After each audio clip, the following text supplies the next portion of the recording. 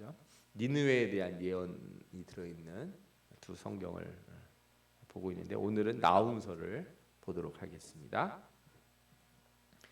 그래서 나훔서의 개괄적인 내용과 이 나훔서가 이제 쓰여졌던 때가 이제 북이스라엘의 말기고 나라가 망하는 그 시점이에요. 그래서 그 당시에 상황들이 어떻게 진행이 되고 있는지를 우리 역사서 내용들을 가지고 좀 살펴보고 마지막으로 나훔서의 교훈들이 무엇이 있는지 같이 보도록 하겠습니다. 나훔서는 이렇게 니느웨, 우리가 이제 성경에서는 니느웨, 아수르 거의 동일하게 보시면 됩니다. 니느웨가 아수르의 수도니까요. 그리고 일반적으로 세상에서는 아시리아 혹은 아시리아라고 쓰는 분들도 있더라고요. 또 뭐 외래어 표기라 그런지 몰라도 어쨌든 아시리아 여기에 대한 심판의 메시지를 담고 있는데 나훔서가 특징이 이렇게 보통 우리가 예언서를 보면 심판에 대한 얘기를 하다가 뒤에 가면 회복의 말씀들이 나오잖아요. 다 하나님께서 회복시켜 주시고 돌이키시게 할 거다. 이런 말씀들이 나오는데 나훔서에는 그런 내용들이 거의 없어요. 거의 없다. 회복의 메시지보단 심판의 메시지. 그래서 안 좋아하시는 분들이 있어요. 신학자들 중에도 나훔서는 좀 그렇다 이렇게 생각하는 분들이 있답니다. 하나님의 백성을 핍박하는 아수르를 하나님이 이제 심판하시면서 이스라엘의 영광을 회복시키겠다는 하나님의 뜻이 제시가 되고 있는 성경인데 또한 아수르에 대한 심판은 곧 그에게 압제당한 모든 나라들을 위한 보복이기도 하다 하는 말씀도 한 구절 이렇게 있는 걸 볼 수가 있어요. 나훔서를 쓴 선지자의 이름은 나훔이에요. 무슨 뜻이냐? 위로하다 이런 단어와 관련이 돼 있답니다. 이름이. 우리나라는 이름을 지을 때 한문을 주로 쓰니까 한문에 뜻이 담겨 있잖아요. 한 글자 하나에. 그런데 이제 외국어들은 이렇게 어떤 단어나 명사나 동사 이런 것들 안에 의미가 있으니까 그 이름을 가지고 그 동사나 이런 거를 변형해서 이제 이름을 만들고 그래요. 나훔이라고 하는 게 이제 위로하다 관련된데 그래서 위로자다 이렇게 이름을 뜻을 이해할 수 있는데 느헤미야가 그 이름 뜻이 여호와께서 위로하셨다 이런 뜻입니다. 그래서 느헤미야의 줄임말일 수도 있다 이렇게 보는 분들이 있어요. 그래서 나훔 그러면 무슨 뜻이냐 여러분? 느헤미야와 유사하다, 위로다 이렇게 생각하시면 좋을 것 같아요. 나훔의 배경 시대가 정확히 딱 집어서 안 나와요. 어느 왕 때라고는 안 나오는데 말씀을 살펴보면 아시리아가 번성해서 이스라엘과 주변 국가들을 이제 공격하고 지배할 때 이 시점이다 이렇게 볼 수가 있어요. 그 배경에 대한 귀중한 그 힌트가 되는 말씀이 하나 나오는데 나훔서 3장 8절에 내가 어찌 노아몬보다 낫겠느냐 하는 말씀이 나와요. 노아몬이라고 하는 이 말은 테베라고 하는 도시를 의미합니다. 도시. 테베스라고도 하고 테베라고도 부르는데 도시를 의미해요. 그래서 세 번역에 보면은 내가 어찌 테베보다 낫겠느냐 이렇게 이름이 바뀌어 있는 걸 아마 알 수 있을 거예요. 그는 강들 사이 있으므로 물이 둘렀으니 바다가 성루가 되었고 바다가 방어벽이 되었으며 하는 말씀이 있는데 이 테베가 어디냐면 고대 이집트의 수도였어요. 그러니까 나일강 상류 지역이에요. 제가 그림을 하나 보여드릴게요. 밑에 보면 빨간색으로 제가 이렇게 표현한 거 보이시죠? 여기 아래. 요 위에가 여기가 지중해고 여기가 이제 이집트의 수도인 카이로 있는 데가 여기죠. 이 동네가. 근데 이스라엘이 여기 옆에. 네, 제가 마우스가 잘 안 보이네. 여기가. 그러니까 여기가 지금 아시리아가 사는 주된 지역인데 이 지역이 현재 이라크, 그죠? 여기 페르시아 뭐 이렇게 이름이 써 있는 데 있는데 이쪽은 이란. 그리고 여기는 어디예요? 여기는 사우디아라비아. 그리고 여기 이스라엘에서 이제 사우디아라비아로 가는 여기 에돔 옛날 에돔 지역이 지금은 이제 요르단 이렇게 아마 돼 있을 거예요. 요르단. 이렇게 이해를 하시면 이해가 좀 빠르실 것 같아요. 그래서 여기를 아시리아가 함락을 한 적이 있어요. 공격을 해가지고 그 시점이 언제냐? 이집트의 역사에는 그게 좀 남아 있으니까 BC 663년이라는 거예요. 그리고 아시리아가 멸망하는 예언들이 나오기 때문에 그 아시리아 멸망할 때까지를 생각해 보면 612년에 아시리아가 멸망을 해서 663년에서 612년 사이가 아마 활동하는 시기다. 이 시기가 그러면 어떤 시기냐? 뒤에 가서 또 자세하게 또 말씀을 드릴게요. 나후서에는 이렇게 심판에 대한 말씀이 있는데 3장을 가만히 보면은 종말론적인 그 표현들이 많아요. 그래서 성경에서는 바벨론의 멸망이나 아시리아의 멸망 이런 제국의 멸망을 이렇게 종말론적인 의미로 이해할 수 있어요. 그래서 이 아시리아에 대해서 뭐라 하냐? 이는 마술에 능숙한 미모의 음녀가 많은 음행을 함이라. 그러니까 마술에 능숙한 미모의 음녀 그러면 이게 무슨 뜻인 것 같으세요? 마술이 뭡니까? 사람을 속이는 거잖아요. 유혹하고 이렇게 거짓말을 보여주는 거죠. 마술이 트릭인 거잖아요. 트릭. 트릭 아시죠? 기술로다가 숨기는 거. 우리는 요즘 쇼라고 생각한다고요. 마술을. 야, 어떻게 그걸 그렇게 잘 숨기냐 그걸. 뭐 여기서 막 카드가 계속 나오고 막 입에서 뭐가 계속 나오는 사람도 있고. 저는 그게 제일 신기해요. 입에서 계속 나오면 언제 입에 물고 있었냐 그 많은 거를. 다 트릭이거든요. 그러니까 마술에 능숙한 미모는 또 거기에 미모니까 미모도 뭐예요? 얼굴이 이쁘다는 게 사람을 유혹하고 꼬신다는 의미를 갖는 거예요. 죄송합니다. 여성분들이 있는데 제가 이제 이런 그 오해에 살 만한 말을 했는데 하여튼 성경에서 표현하는 의미가 약간 그런 뜻을 가지고 있어요. 그러니까 이 제국이 뭘 하냐면 다른 나라를 공격하고 멸망시키고 이렇게 지배하는 것뿐만 아니라 그런 나라들을 주변 나라들을 어떻게 해요? 다 유혹을 하는 거예요. 뭘로 유혹을 해요? 제국의 문화, 우상, 그죠? 환락 이런 거 그런 걸 유혹을 하는 거예요. 여러분들 이거 뒤에 가서도 말씀드릴 텐데 이게 중요한 거예요. 왜? 사단은 우리를 두 가지로 항상 대해요. 하나는 우리에게 그럴듯한 걸로 유혹을 해요. 이거 재밌어, 이거 즐거워, 이게 좋은 거야. 한번 해봐. 이거 권해요. 그리고서 그거를 즐기면은 그 뒤에는 어떻게 돼요? 거기에 노예가 되게 만들어요. 그래서 사람들이 항상 하는 얘기가 내가 알아서 한다고 그래. 내가 알아서. 내가 다 다스릴 수 있는 거야. 담배 피는 사람들도 뭐라 그래요? 자기가 마음만 먹으면 언제든지 끊을 수 있다고 생각을 해요. 근데 못 끊는 거 자기도 잘 알아요. 그러면은 자기가 담배를 피는 거예요? 담배가 자기를 피는 거예요? 그죠? 술도 그런 거죠. 처음에는 사람이 술을 마시다가 나중에는 술이 사람을 먹죠. 그렇게 이제 변하는 거예요. 술을 못 끊어요. 그러면 이제 거기에 매달려 있으니까 그런 게 강한 거가 이제 악한 것들이죠. 그런 정도가 강한 게 마약 같은 거. 처음엔 자기가 했지만 나중에는 자기가 끊을 수가 없는 거죠. 그러니까 사단은 우리에게 즐거운 거, 재밌는 걸 줘요. 야, 이거 좋아. 교회 가서 예배 드리느라고 고생하지 말고 좀 쉬어. 편해. 이렇게 쭉 얘기를 하는데 나중에는 어떻게 돼요?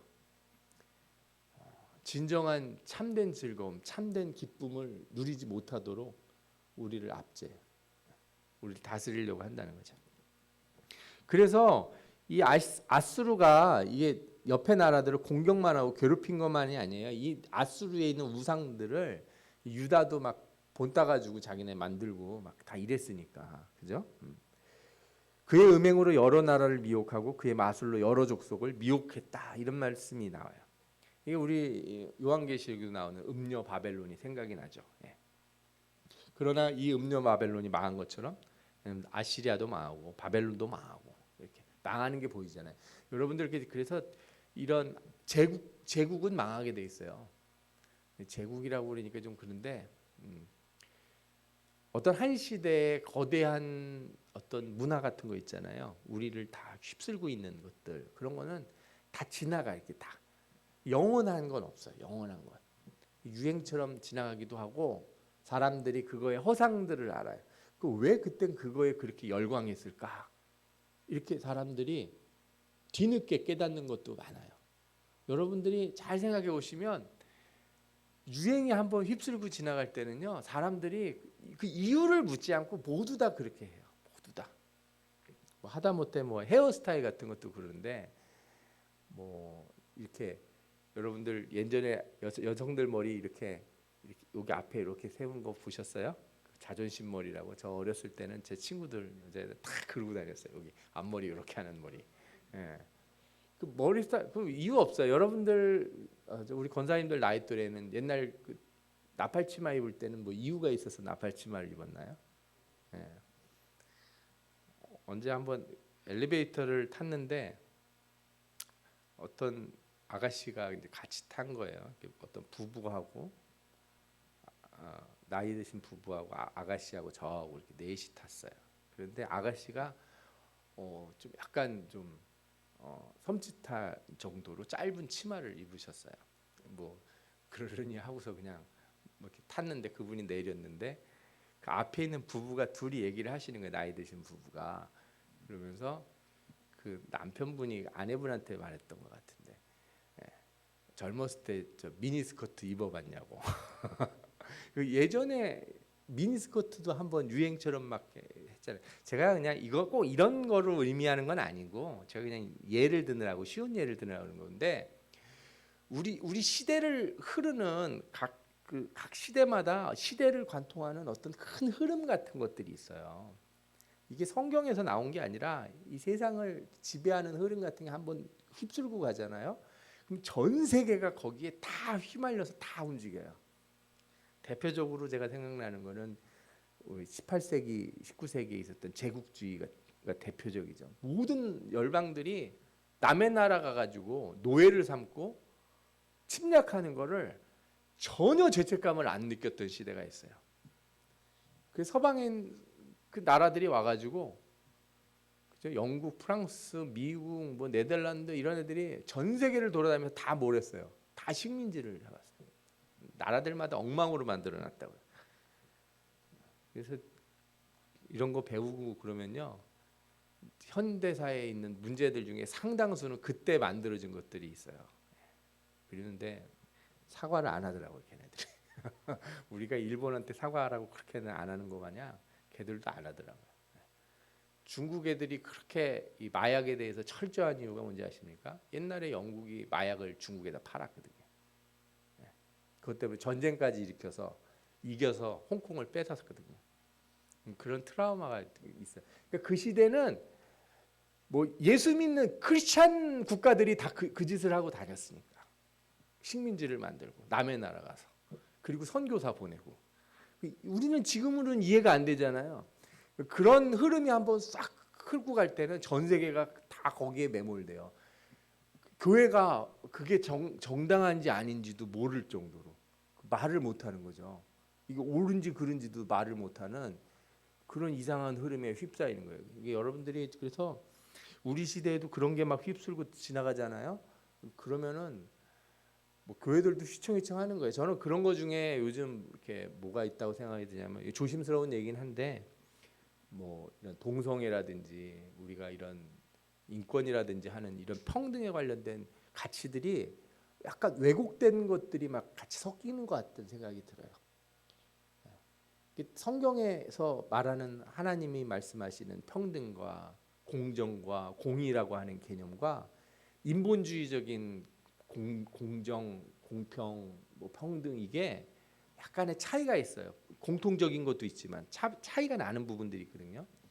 그런데 세상은 우리한테 강요를 해요. 교회한테. 뭘 강요를 합니까? 이 세상이 생각하는 공평과 공의를 왜 교회가 지지하지 않냐고 얘기한다고요. 근데 우리가 생각하는 공평과 공의하고 세상이 말하는 것 사이에 공통점도 있지만 차이점들이 분명히 있거든요. 그걸 우리가 정확하게 알고 뭐가 다른지를 말하지 못하면은 이 시대가 막 그런 쪽으로 가서 세상에서 다 그게 허용이 되고 다 그렇게 되는 게 정상이라고 말하는 순간 우리도 그 자리에 가 있는 거예요. 나도 모르게. 저는 뭐꼭 이것이 옳고 그른 얘기를 제가 막 그렇게 강하게 말씀드리고 싶은 게 아니라 이런 그런 흐름 안에 이게 있다는 거예요. 이게 우리 시대라고 하는 게 그런 게 흐름이 막 지나가고 그게 세상을 이렇게 우리를 미혹한다는 거예요. 그 항상 깨어 있어야 돼. 우리 애써야 돼요. 깨어나려고 애를 써야 되고 정신을 차리려고 애써야 돼. 안 그러면은 뭐 내 생각에는 그거 옳은 것 같은데 그러다 보면 아닌 것도 옳은 게 되고, 그죠? 예. 옳은 것도 아닌 게 되고 할 수도 있다. 이런 생각을 조심스럽게 해봅니다. 저는. 그래서 아시리아는 이 우상과 악을 퍼뜨리는 존재예요. 당시에 큰 제국으로서 많은 나라들한테 자기네 나라의 그런 것을 퍼뜨리는 거죠. 그러면서 또한 그런 것들을 받아들이는 나라들을 속국으로 만들고 압제를 하는, 이게 바로 아시리아가 가지고 있는 어떤 상징적인 모습이다 이렇게 생각할 수도 있습니다. 결국에 아시리아는 이제 멸망을 하죠. 예. 아시리아가 어떤 정책을 폈냐면요, 여러 나라를 점령한 다음에 그 나라들이 반란하는 걸 막기 위해서 그 나라 사람들을 강제로 이주를 시켰어요. 그리고 이 나라 저 나라를 막 섞어버리는 거예요, 민족을. 그러면 어떻게 돼요? 이렇게 그 나라 민족의 민족성이 약화될 거 아니에요, 그죠? 그러면은 반란이 안 일어날 거라고 생각했죠. 근데 한편으로는 어떤 일이 생기겠습니까? 그렇게 뒤섞어 놓으니까 자기네 나라도 뒤섞이는 거예요, 자기들도. 그래서 국가 간도 약화되고 내부적인 갈등과 권력 다툼이 막 생겨나요. 특히 이제 BC 8세기 말에서 7세기에 이주를 해서 수도 인구가 급격히 늘어요. 인구가 는다는 게 여러분들 우리는 인구 늘었으면 좋겠다, 우리나라 인구 줄어서 그런데, 근데 지금하고 그 시대하고 비교하시면 안 돼요. 왜냐하면은 인구가 1000명이 늘면 늘면 느는 거지 그러잖아. 먹는 것만 어떻게 잘하면 될 것 같죠? 아닙니다. 제일 중요한 게 화장실 같은 거예요. 이 생활 폐수 이런 거, 오수 처리하는 거, 물 가고 이런 거가 제대로 안 되는데 사람들을 막 데려다가 막 갖다 놓으면은 어떻게 되겠어요? 여기저기가 그냥 더러워지기 시작을 하는 거예요. 그 오염이 되면은 그 다음부터는 도시에 무슨 일이 생기겠습니까? 병이 돌아요. 안 좋은 거예요. 이게 되게 위험해요. 인구가 급격히 느는 게. 지금이야 우리가 이제 다 기관 시설들 다 해놓고 전력 시설 만들어 놓고 그래서 우리는 사실은 거의 잘 모르고 지나가는 거예요. 우리가 살고 있는 시대가 얼마나 편한 시대인지를. 여러분들 어렸을 때 뭐 물 길러다 먹으신 분들은 아마 잘 생각해 보시면, 야, 4, 50년 전에도 그렇게 어려운 적이 있었고, 뭐 50년 전 그런가요? 한 뭐 60년, 70년 전에도 어려운 적이 있었는데 2000년, 2000년 전에는 오죽했겠어요. 그래가지고 이 위험한 일이 막 생겨요. 그리고 BC 675년부터 554년에 기후 변화가 있었다는 거예요. 어떤 학자들은 이 시대에 가뭄이 왔다고 그러기도 하고, 어떤 학자들은 또 홍수가 났다고도 하고, 뭐 하여튼 기상 변화가 심했던 기록이 이 지층에서 발견이 됐답니다. 예. 그러면서 신흥제국 신바벨론이 성장하면서 멸망을 하게 돼요. 뭐 그 뒤에 몇 번 반란을 해서 다시 이렇게 커지려고 그랬는데 아시리아는 다시 큰 제국이 되질 못해요. 그래서 완전히 이렇게 이제 역사상으로는 없어지고, 바벨론도 이제 얼마 못 가서 없어지죠. 신바벨론도. 그리고 우리가 잘 아는 이제 페르시아, 그죠? 메데 바다에서 바사라고 하는 그 페르시아가 세계를 거의 다 점령을 하고 있다가 페르시아 끝 무렵에 누가 나타나냐면은 헬라 제국이 나타나고, 헬라 제국이 끝나면서 로마 제국, 그죠? 로마 제국이 나타나서 헬라가 끝나죠. 이렇게 생각하시면 거의 이제 역사 이해가 되신 거다. 성경 이해하는데 그 정도만 아시면 될 것 같아요. 그래서 아시리아가 이렇게 망해요. 이 북이스라엘과 아시리아 내용들을 좀 살펴볼 텐데, 이제 아시리아가 있었을 때 남유다 북이스라엘이 분열이 됐어요. 그때는 아시리아가 그렇게 대단히 뭐 이렇게 힘을 쓰고 그러지 않았어요. 그 동네에서 이쪽 동네까지 와가지고 막 싸움 벌이고 그런 시대가 아니었어요.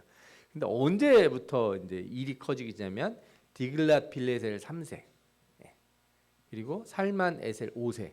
물론 살만 에셀 3세 때도 그 성경에 약간 나오긴 하는데, 요 디글렛 빌레셀 3세 때부터 이제 전쟁, 이웃 나라에 대한 정복 전쟁이 시작됐다 이렇게 생각하시면 돼요.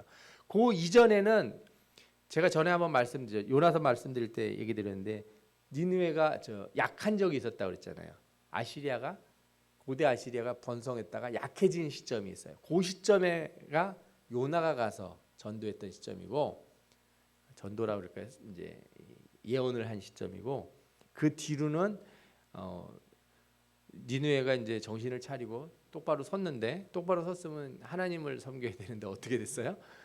옆에 나라들 공격하고 우상을 막 퍼뜨리고 막 이런 짓을 한 거죠. 그래서 이때부터 정복 전쟁이 일어나서 살만 에셀 5세 때 이스라엘을 쳐들어와 가지고 3년간 사마리아를 포해요. 그래서 722년에 사마리아가 3년 동안 저항을 하다가 어떻게 됩니까? 완전히 망해요. 근데 그 사이에 그러면 754년에서 727년 사이에는 어땠냐? 북이스라엘이 거의 이제 그 황폐화가 되기 시작을 하는데, 여로보암 2세가 죽고 난 뒤에요. 마지막 한 31년 동안 왕이 6번이 바뀌어요. 31년 동안. 어떤 왕은 40년도 왕을 하고 그러잖아요. 그런데 31년 동안 왕이 6번 바뀌는 게 그냥 6번 바뀌는 게 아니라 가문이 5번 바뀌면서 왕이 6번 바뀌는 거예요. 그래서 어떤 왕은 6개월 하다가 잘리기도 하고 어떤 왕은 한 달 하다가 죽기도 하고 그래요.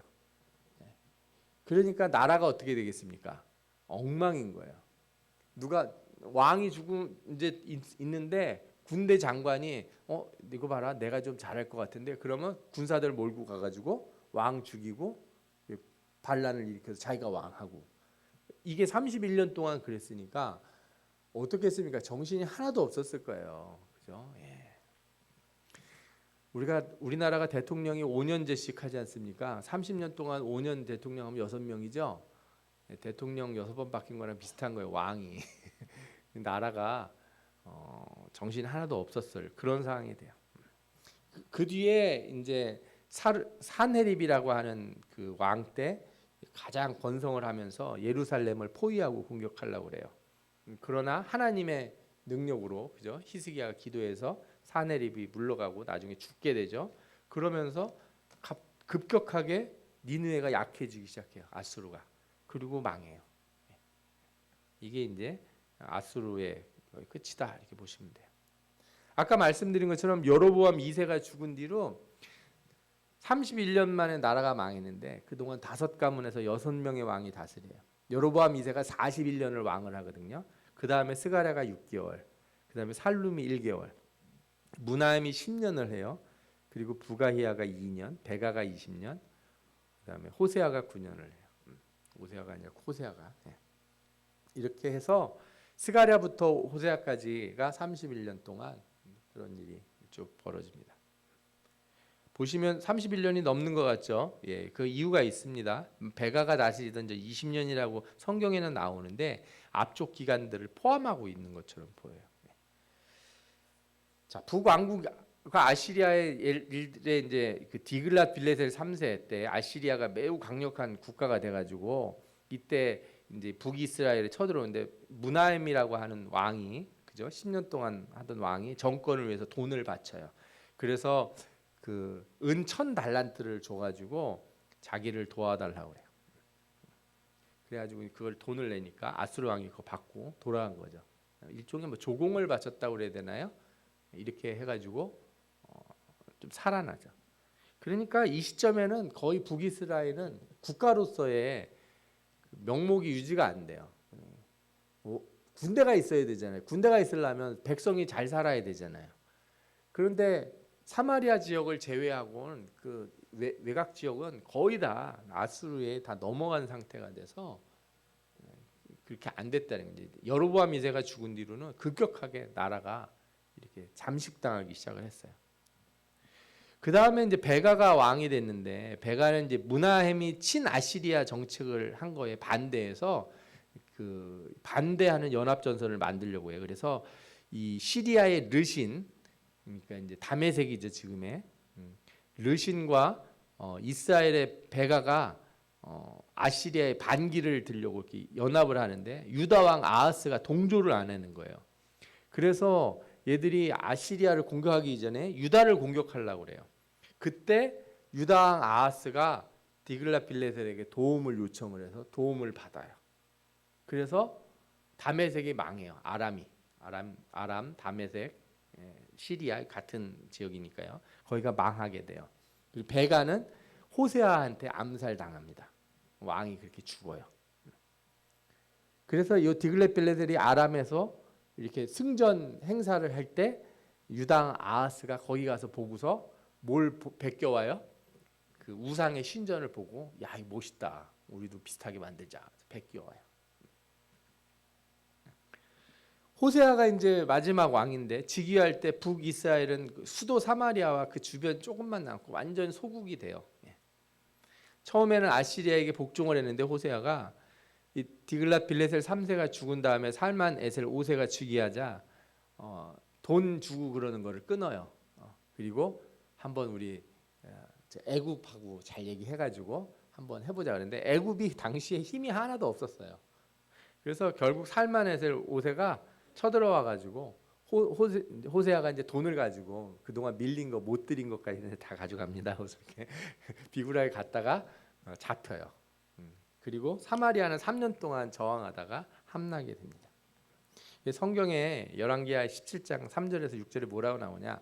아스루 왕 살만에셀이 올라오니 호세아가 그에게 종이 되어 조공을 드리더니 그가 애굽 왕 소에게 사자들을 보내고 해마다 하던 대로 아스루 왕에게 조공을 드리지 아니하며 아스루 왕이 호세아가 배바람을 보고 그를 옥에 감금하여 두고 아스루 왕이 올라와 그 온 땅을 두루 다니고 사마리아 올라와 그곳을 3년간 에워쌌더라.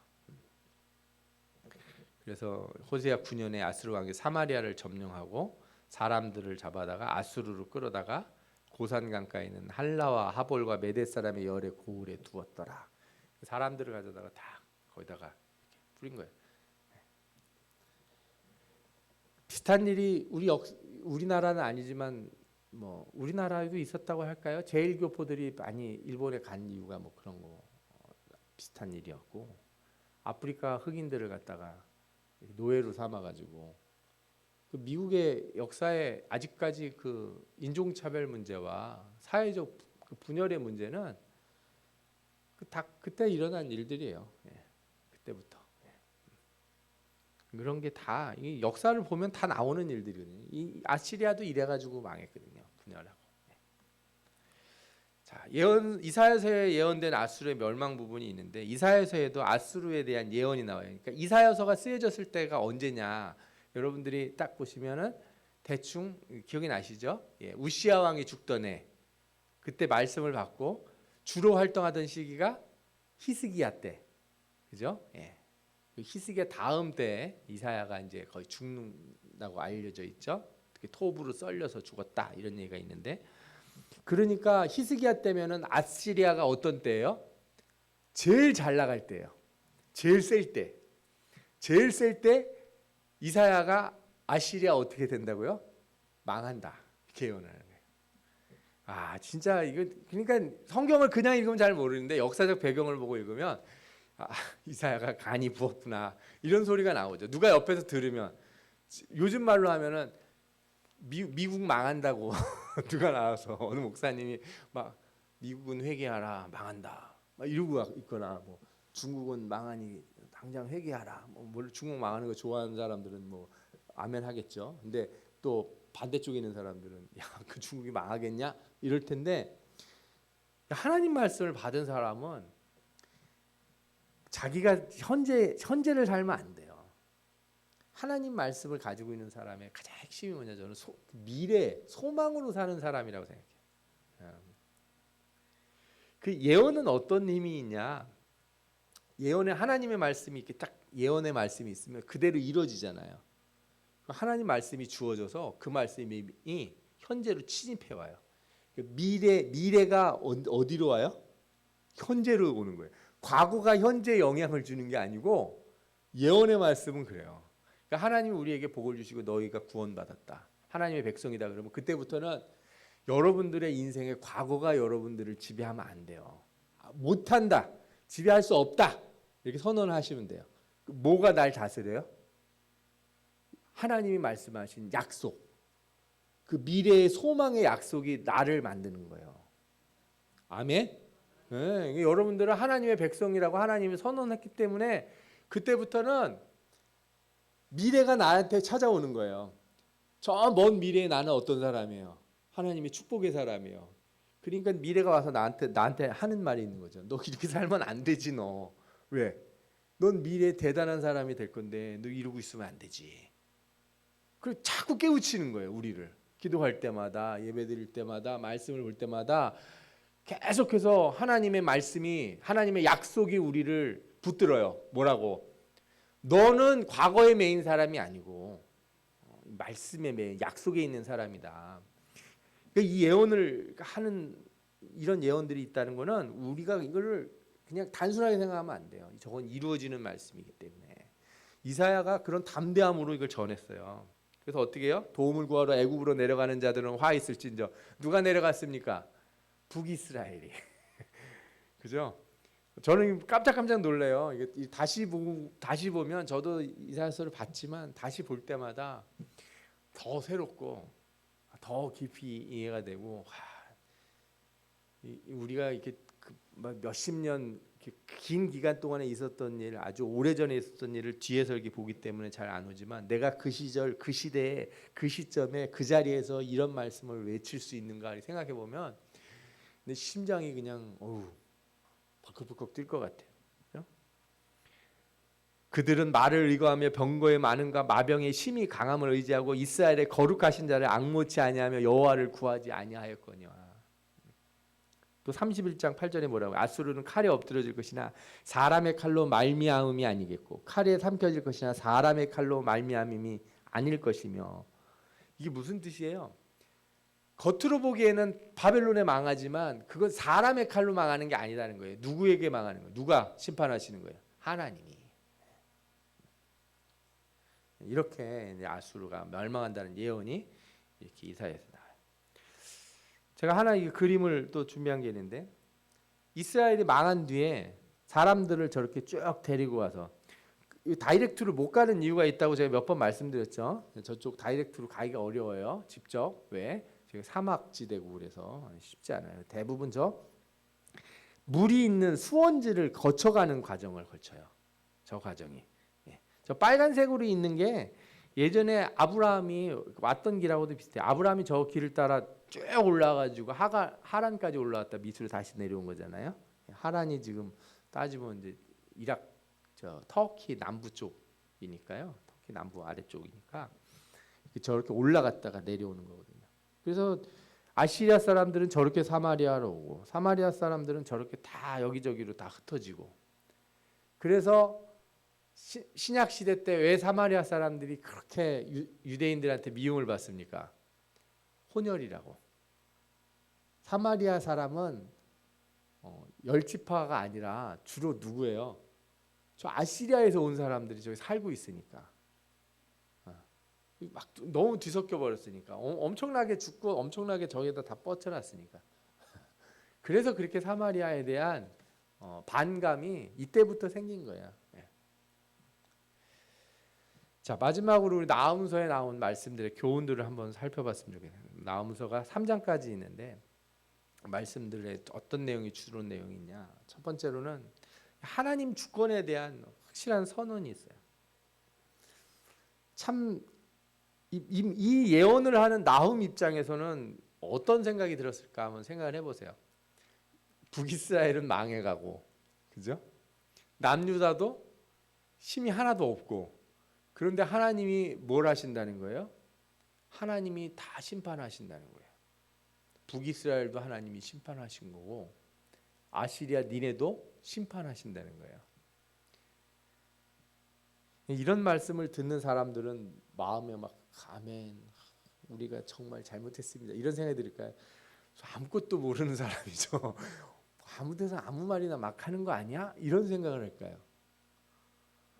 저는 그래서 말세에 주님 오실날 가까웠을 때 누군가 이 시대에 대한 말을 했는데 목사가 못 알아들을까 봐 저는 항상 걱정해요. 기도하고 저는 절대로 귀가 막힌 목사가 되지 않게 하여 주옵소서. 눈이 감겨지고 귀가 막혀서 하나님의 말씀을 전하는 것, 제가 능력이 충만해서 말씀을 전하는 것도 어려운 일이지만 누가 말했는데 못 알아들을까 봐도 이것도 참. 여러분들도 마찬가지예요. 여러분들도 먹고 사는 일만 걱정하고 살면 안 돼요. 먹고 사는 일만 걱정하고 살면 주님 오신다고 누가 얘기하는데 우리가 이단 잘 구별해야 되고 왜? 거짓 선지자들이 또 넘치니까 참된 말씀이 점점 가물어지고 드무니까 귀한 참된 말씀을 어디서 들을까? 그래서 여러분들 참 제가 예배 오늘 시작드리면서 너무 감사했어요. 우리 교회 수요 예배 참석률이 꽤 높다. 전체 인원 대비해서 너무 감사해요. 엄청 감사합니다. 저는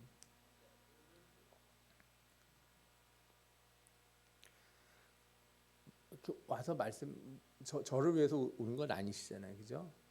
이런 말씀을 배우는 게 내가 나운서를 듣고서 뭘 어떻게 하겠다는 건가?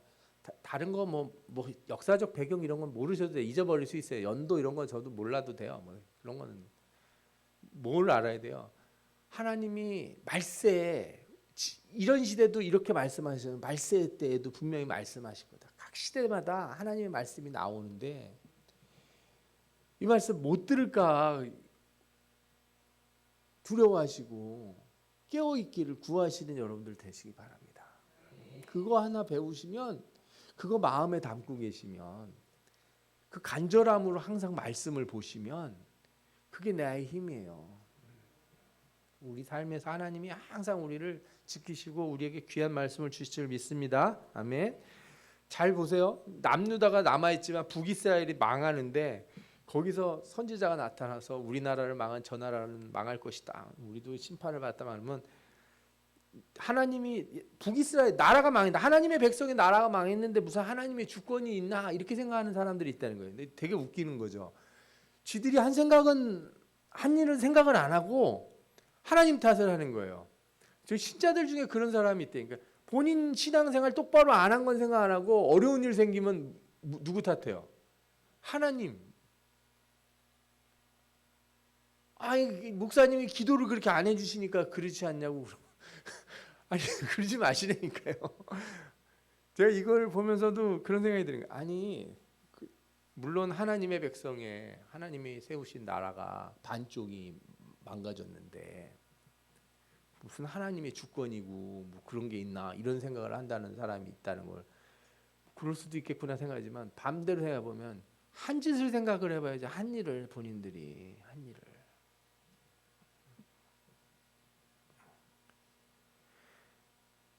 그래서 뭐 여러 학자들이 우리나라 한국사를 그 공부하고 연구하면서 여러 가지 이제 의견들을 내지만 저는 북한 우리나라가 이렇게 이 아시아 지역에서 선교가 이렇게 잘 이루어진 나라면서도 왜 일본이 안 나눠지고 원래 일본이 전쟁을 했으니까 나눠지려면 일본이 나눠줘야죠. 서독 동독 나눠진 게 독일 나눠진 이유가 그거잖아요. 전쟁 일으켰으니까 반 쪼갰지 않습니까?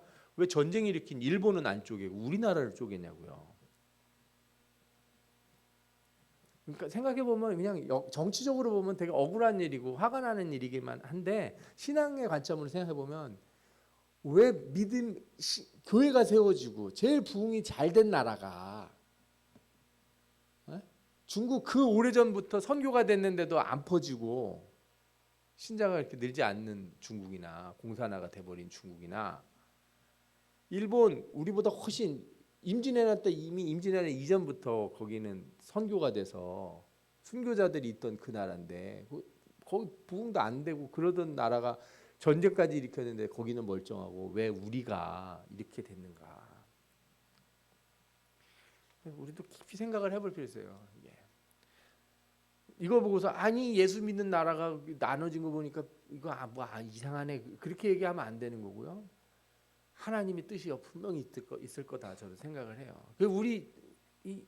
우리가 남쪽에 있는 우리 교회들은 기도해야 돼요. 이 일에 대해서 큰 사명을 가지고 난 기도해야 된다고 생각해요. 절대로 간과하고 이걸 덮어놓을 일이 아니다. 이거는 역사적인 일이고 하나님의 뜻이 분명히 있다. 이 동아시아 지역에서 한국에 대한 하나님의 뜻이 있기 전에는 너무 이상한 일이다. 이거는 우리한테 하나님이 분명히 가르쳐 주시려는 게 있는 것 같아요. 우리가 그걸 놓고도 기도해야 될 줄 믿습니다. 아멘. 예. 그래서 아시리아는 번성기에 하나님의 심판의 메시지를 받아요. 여러분들 잘 보세요. 니느웨 거의 망해가는 시점에 요나가 말하니까 어떻게 해요? 한마디에 그냥 나라가 뒤집어져 가지고 회개했죠. 잘 나갈 때는 안 들어먹는다니까. 아 진짜. 그래서 어려운 일이 생겨서 내가 기도하게 된다는 건 반대로 생각하면 내가 잘 될 때 어지간하게 안 들어먹었구나. 내가 하나님이 복 줄 때 그렇게 안 들어먹더니 그런 생각도 좀 해볼 필요도 있는 것 같아요. 북이스라엘도 그렇잖아요. 여로보암 2세 때 아모스 선지자가 외쳐도 뭐라 그래요? 너 니네 동네 가서 얘기하고 우리 동네에서 하지 마. 우리 잘 되고 있는데 왜 와서 안 된다는 소리나 하고 그래. 잘 될 때 항상 기도하고 그죠? 미리미리 기도하고 미리미리 기도는 하여튼 낭비되는 게 없어요. 기도는 낭비가 아니에요. 언제 어디서나 기도하시면 쌓여서 우리의 삶을 지킬 줄 믿습니다. 하나님 앞에 이렇게 기도하는 여러분들 되시기 바랍니다. 아멘. 예. 그리고 하나님은 이스라엘을 심판하기 위해서 때로는 도구를 쓰신 거예요. 아시리아가 도구예요. 근데 도구가 자기가 도구인지를 알아야지. 그죠? 예. 여러분들 어느 때는요 우리가 축복받을 때 내가 잘해서 받는 축복이 아닐 때도 있어요. 하나님이 나를 도구로 쓰시느라고 복을 주실 때도 있어요. 그 못 깨달은 사람이 누굽니까? 성경에 나오는 여로보암 아니에요. 북이스라엘 왕들이 다 그런 거예요. 자기가 하나 잘한 거 없는데 하나님 왕을 세웠거든요. 근데 어떻게 해요? 지멋대로 해요. 하나님이 너 내가 그러라고 너 왕 시켰는지 알아? 하고서 다음 왕을 세워요. 그럼 그 다음 왕에 하나님 저는 진짜 하나님 말씀대로 살겠습니다. 그러면 되는데 어떻게 해요? 한 놈도 그런 놈이 없는 거예요. 어떻게 왕마다 여로보암의 길을 따라갔다고 성경에서 하나도 제대로 된 왕이 없이 그러고 나라가 망해요. 그러고 끝까지 어떻게 해서든지 앞에 왕 끌어내려가지고 자기가 올라가려고 그러지. 올라가서 전에 왕이 잘못했으니까 나는 똑바로 해야지. 아니 똑같은 짓을 해요. 그럼 뒤에 와서 저거 끌어내립시다 하고서 또 끌어내리면 자기가 올라가서 이게 성경에 이렇게 나왔는데 현실에도 막 이런 일이 생기는 것 같으니까 현실에서도 막 이런 일이 보이는 것 같아서 두렵습니다. 두려워요. 여러분들 우리는 이렇게 하여튼 우리에게 하나님이 은혜를 주신 것을 귀하게 여기고 그죠? 항상 조심해요. 잘 될 때 항상 더 살피고 뭐가 좀 안전하다 그죠? 예. 잘 되는 것 같다. 입도 조심하고 항상 하나님 앞에 감사하고 자신을 살피는 우리가 될 줄 믿습니다. 아멘. 예. 다음에 이 성경을 보시면 이거를 좀 거슬려 하시는 분들이 신자들 중에 있어요. 하나 질투하시는 하나님, 보복하시는 하나님. 아니 사랑의 하나님이 왜 질투하시고 보복하시냐? 이건 좀 이상하다. 이거는 성경에 이런 구절은 좀 아닌 것 같다. 이렇게 얘기하는 분들이 있어요. 근데 이 질투라고 하는 표현이 성경에 여러 번 나오는데 맥락을 좀 잘 살펴볼 필요가 있어요. 가장 처음 나온 표현이 어디냐? 십계명에서 나와요. 십계명, 그죠? 뭐라고 나오십니까? 나오냐면 내 하나님 여호와는 질투하는 하나님인즉 나를 미워하는 자의 죄를 갚되 아버지로부터 아들에게 3, 4대까지 이르게 하거니와 뭐 잘하는 아들 집에는 1000대까지 복을 주시겠다고 약속하잖아요. 여러분들이 모세오경을 쭉 살펴보면서 질투하시는 하나님에 대한 표현이 나올 때 가만히 앞뒤 맥락을 살펴보면 다 뭐냐면 우상에 대한 거예요. 우상. 그래서 에스겔서 8장 3절에 아주 정확한 표현이 있는 것 같아요. 같이 보세요. 거기에는 질투의 우상, 곧 질투를 일어나게 하는 우상의 자리가 있는 곳이라. 하나님이 이스라엘 백성들을 너무 사랑하는데 이스라엘 백성이 딴 걸 사랑하니까 하나님이 뭐가 나시는 거예요? 질투가 나시는 거예요. 그래서 이 질투의 하나님은 이스라엘 백성들을 되돌려오게 하시는 하나님이에요. 되돌이키는 하나님. 그러니까 이 질투의 하나님이 하나님을 떠나고 우상을 섬기는 자들에게 하시는 보복이라고 하는 거는 심판이라고 하는 거는 어떤 거예요? 나에게 되돌아오게 하는, 나와 다시 사랑하자. 호세아서에 나온 것처럼, 그죠? 내가 다시 내 남편이 되고 너는 내 아내가 되고 우리 다시 언약을 지키자. 이게 하나님이 하시는 거고, 반대로 아시리아 같은 나라에게는 어떤 거예요? 너 왜 우리 백성을 유혹했어? 너 왜 내 백성을 꼬셔가지고 그 악한 길로 데려갔어? 그러니 가만 안 두겠어. 그 질투의 하나님이 우리를 향하는 질투의 하나님과 세상을 향한 질투의 하나님이 다르신 거예요. 그 자체가 달라요.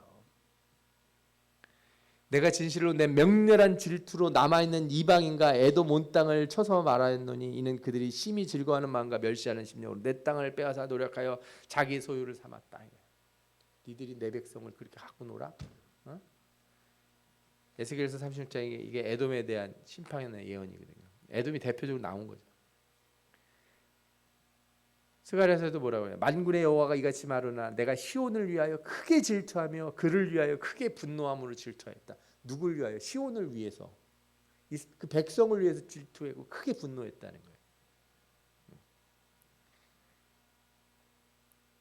하나님이 못하시는 게 있다고 그랬잖아요. 하나님은 하시다가 그만두시는 일이 없어요. 하나님은 성실하신 하나님, 변하지 아니하시는 하나님. 사랑의 하나님이 사랑을 하시는데 한 번 사랑하시면 어때요? 그분이 끝까지 좀 심한 스토커에 가깝게 저희를 절대 그래 우리 여기서 헤어지자. 그래 여러분들이 그래서 구원의 그 믿음과 확신을 가질 수 있는 이유가 그거예요. 하나님은 그렇게 우리가 죄를 졌다고 쉽게 버리지 않으세요. 죄를 져서 하나님이 십자가에 달려 죽기까지 우리를 사랑하는 한이 있으면 있었지, 내가 이렇게 사랑했는데 네가 꼭 또 그래? 그래서 버리지 않으신다는 거예요. 질투의 하나님이 좋지 않으세요? 좀 질투하는 것도 좀 필요한 것 같아요. 여러분도 좀 그런 마음, 하나님 저에게도 좀 질투를 좀 표현해 주시고 저에게 관심을 좀 가져주시고, 하나님이 여러분들에게 관심 안 가져주시는 것처럼 느낌이 오시거든. 그렇게 기도하세요. 하나님 뭐라고 하실 것 같아요? 내가 너를 한 번도 잊은 적이 없다. 너를 내 눈에 누워서 한 번도 너를 잊은 적이 없다. 하나님 말씀하신다. 응? 하나님이 나를 잊어버린 것 같고 내가 어려울 때 나를 외면하시는 것 같다고 그렇게 말하는 애들이 다 누구예요? 마귀라고요. 마귀는 나한테 맨날 하는 얘기가 그거야. 니네 하나님 너 안 도와줘. 너 한 거 봐 지금까지. 너 안 도와줄 거야. 하나님이 하시는 얘기, 마귀가 하는 얘기고, 하나님은 난 널 잊은 적이 없다. 내가 너를 어떻게 잊겠느냐. 이게 성경에서 일관되게 하시는 말씀이죠. 내가 질투하기까지 너를 그렇게 만든 놈들을 내가 가만두지 않겠다. 그래서 죄를 내가 졌는데 하나님이 우리 죄는 다 씻어주시고, 마귀는 어떻게 하는 거예요? 잡아다가 무저갱에다 가둬버리잖아요. 불구덩이에다 다 집어넣어버린다고요. 너희를 유혹했던 거짓 선지자들과 음란한 그 바벨론 악한 자들은 다 어디다 갖다 쳐넣어요? 다 거기다. 우리는 주님의 보혈로 깨끗이 씻어서 하나님의 나라로. 불공평하다고 생각하는 사람들이 있어요. 이런 말씀을. 어떤 사람들이에요? 하나님 안 사랑하는 사람들. 하나님 사랑이 싫은 사람들은 이게 싫죠. 하나님을 사랑하는 사람들은 너무 감사해요. 은혜, 이런 은혜가 어디 있겠어요? 이 질투하시는 하나님의 은혜, 그죠? 그 사랑을 놓치지 마시길 바랍니다. 아멘. 마지막으로 이 나훔서에는 소망의 말씀이 거의 없지만, 소망의 말씀, 니느웨에 대한 소망의 말씀은 없어요. 그러나 누구에 대한 소망의 말씀이 있어요? 우리들에게. 왜 그러겠어요? 니느웨 예언을 하는데 그 누구 들으라고 하는 얘기였어요. 니느웨 들으라고? 아니 물론 들으라고도 하겠죠. 그러나 중요한 거는 저들을 하나님이 심판하실 거라는 걸 우리 보고 알라는 거예요. 우리 보고 알라는 거. 요한계시록을 보면서 두려워할 이유가 없어요. 잡혀가는 애들, 무저갱에 가는 애들은 다 사단이고 짐승이고 음료고 그런 애들이지 우리가 아니잖아요. 그죠? 그럼 요한계시록은 우리에게 뭐가 돼요? 위로가 되죠. 위로가. 우리를 그렇게 구원해 주시는구나. 이런 어려운 일이 생기고 뭐 이런 환란이 있어도 우리는 지키시는구나. 이게 요한계시록이 주는 메시지잖아요. 심판을 하는 거예요. 저 큰 나라가 망한댄다. 큰일 났다. 아니다 이거예요. 저 나라는 망해도 누군 산다? 하나님의 백성은 산다 이거예요. 나홈서 2장 2절에 뭐라 그래? 여호와께서 야곱의 영광을 회복하시되, 야곱의 영광을 회복하시겠다는 거예요. 내가 저들을 쳐서 나의 영광. 여러분들이 뭐냐? 에베소서 1장에 나온 것처럼 여러분들은 하나님의 영광을 찬송하게 하려 함이라. 또 여러분들이 하나님의 영광의 찬송이 되게 하려 함이라 그렇게 말씀하셨거든요. 여러분들이 하나님의 백성이 곧 하나님의 영광을 찬송하는 그 찬송 그 자체라고요. 그러니까 여러분들이 잘 살아야 돼요. 여러분들이 회복돼야 되고, 여러분들이 은혜 받아야 되고, 여러분들이 축복 받아야 됩니다. 아멘. 그게 뭐예요? 하나님께 영광이에요. 영광. 여러분들이 참되게 살고 하나님의 일을 하려고 그래서 어떤 사람들은 내가 어떻게 내가 이렇게 막 자기를 때리고 채찍질하고 이래야 하나님께 영광이 된다고 생각하는데, 하나님 영광은 내가 무슨 그런 걸 해서 하나님 영광 받는 게 아니고, 내가 하나님의 뜻대로 살면서 하나님이 주시는 복을 누리는 것이. 그 사람들이 다 날 보면 누구를 알게 돼요? 하나님을 알게. 그죠? 여러분들이 복 받을 때 하나님을 사람들이 알게 된다 이거예요. 항상 복 받기 위해서 기도하시기 바랍니다. 아멘. 예. 또 볼지어다 아름다운 소식을 알리고 화평을 전하는 자의 발이 산 위에 있도다. 유다야 내 절기를 지키고 내 서원을 갚을지어다. 악인이 진멸되었으니 그가 다시는 내 가운데로 동행하지 않을 것이라. 아시리아가 저렇게 엄청 센데 뭐라는 거예요? 쟤네 망하니까 너희들은 어떻게 하라고? 이제 절기를 지키고 서원을 갚아라. 히스기야 때 그래서 일어난 게 뭐예요? 유월절을 다시 지킨 거 아니에요. 다시 하나님 앞에 제대로 감사하고, 그죠? 부흥이라는 게 그거예요. 부흥이라고 하는 게 하나님 앞에 다시 감사하고 하나님 앞에 다시 결단하는 것, 그게 부흥입니다. 하나님이 심판 가운데 우리에게 이걸 원하세요. 세상을 심판하시면서 우리로 하여금 그냥 가만히 있는 게 아니라 하나님 앞으로 다시 나와 하나님 앞에 온전한 예배를 드리고 참된 영광을 돌리도록 그렇게 살기를 원하시니, 여러분들이 그런 모든 성도들이 되시기를 축원합니다. 오늘 말씀에 있는 이런 귀한 은혜들을 우리 생각하면서 이 시간 같이 기도하겠습니다.